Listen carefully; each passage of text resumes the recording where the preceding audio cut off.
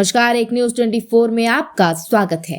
लालू प्रसाद यादव के बेटे तेजस्वी यादव ने इस बार केवल किसी राजनेता या फिर सत्ता पक्ष पर नहीं बल्कि समूचे बिहार पर तंज कसा है।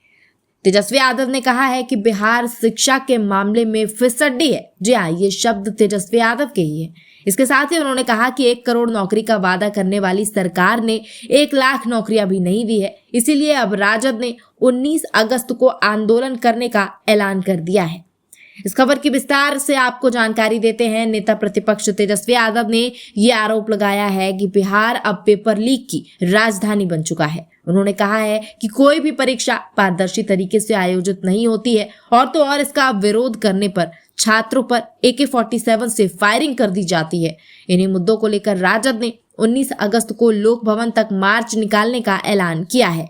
पटना एयरपोर्ट पर रविवार को पत्रकारों से बातचीत में उन्होंने ये आरोप लगाया कि प्रतियोगी परीक्षा तो छोड़िए, यहाँ स्कूली स्तर पर 10वीं और 12वीं की परीक्षा का प्रश्न पत्र भी लीक हो जाता है। कोई भी बहाली प्रक्रिया निष्पक्ष और पारदर्शी नहीं रही है।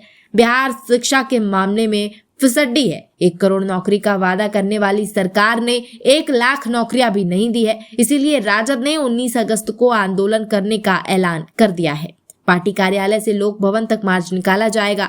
तेजस्वी ने आंदोलनकारियों को दिमागी नक्सल जैसे शब्द के इस्तेमाल पर प्रधानमंत्री से माफी मांगने की मांग की है। साथ ही राज्य में लागू शराबबंदी पर भी उन्होंने तंज कसा। उन्होंने कहा कि शराबबंदी लागू है पर सबको पता है कि होम डिलीवरी हो रही है। राजद नेता तेजस्वी यादव ने कहा कि बिहार में नई सरकार गुणवत्तापूर्ण शिक्षा की व्यवस्था करने की बजाय बिहार में शिक्षा का भगवाकरण करने में लगी हुई है। उन्होंने कहा कि प्रदेश में गुणवत्तापूर्ण शिक्षा के लिए साधन तक भी उपलब्ध नहीं है।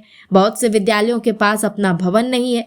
शिक्षकों के कमी के साथ साथ बच्चों के पास पढ़ने के लिए किताबें तक नहीं है। लेकिन सरकार इन बातों पर कोई ध्यान नहीं दे रही है, केवल अपना भगवा एजेंडे पर काम कर रही है। तेजस्वी यादव ने कहा है कि वर्तमान में प्रदेश अब पेपर लीक की राजधानी बन चुका है। उन्होंने पेपर लीक सहित कई मुद्दों को लेकर 19 अगस्त को लोक भवन तक एक मार्च निकालने की तैयारी भी कर ली है। अब देखना यह है कि तेजस्वी यादव द्वारा निकाला गया ये मार्च अपना उद्देश्य पूरा कर पाता है या नहीं, सरकार को किसी तरह से प्रभावित कर सकता है या नहीं।